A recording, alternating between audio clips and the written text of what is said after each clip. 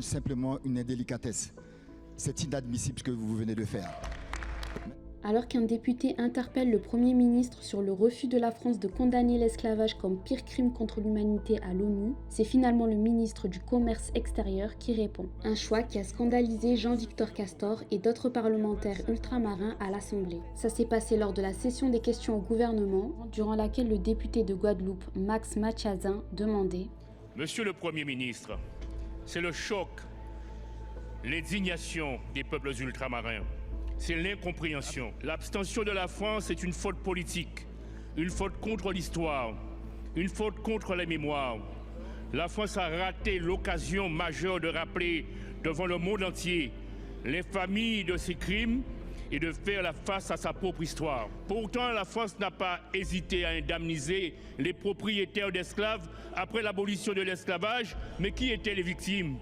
Dans le contexte actuel qui attise les violences et le racisme, comment la France entend-elle réparer la mémoire avec les femmes et les hommes qui portent en eux les souffrances de leurs ancêtres arrachés à leur terre d'Afrique, déportés dans les colonies françaises et mis en esclavage?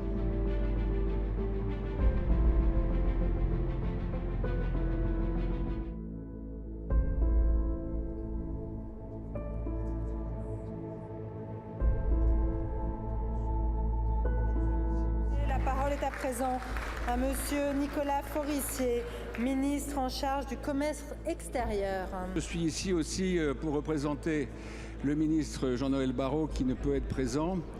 Je veux vous dire que j'entends bien votre question, que je partage sur le principe, comme l'ensemble du gouvernement, si je peux terminer, comme l'ensemble du gouvernement, les références historiques à la tragédie que représente l'esclavage. Je veux vous dire, monsieur le député, au nom du gouvernement, que face à cette tragédie, la France s'est mobilisée depuis plusieurs décennies pour la mémoire de l'esclavage, de ses victimes et de ceux qui l'ont combattu.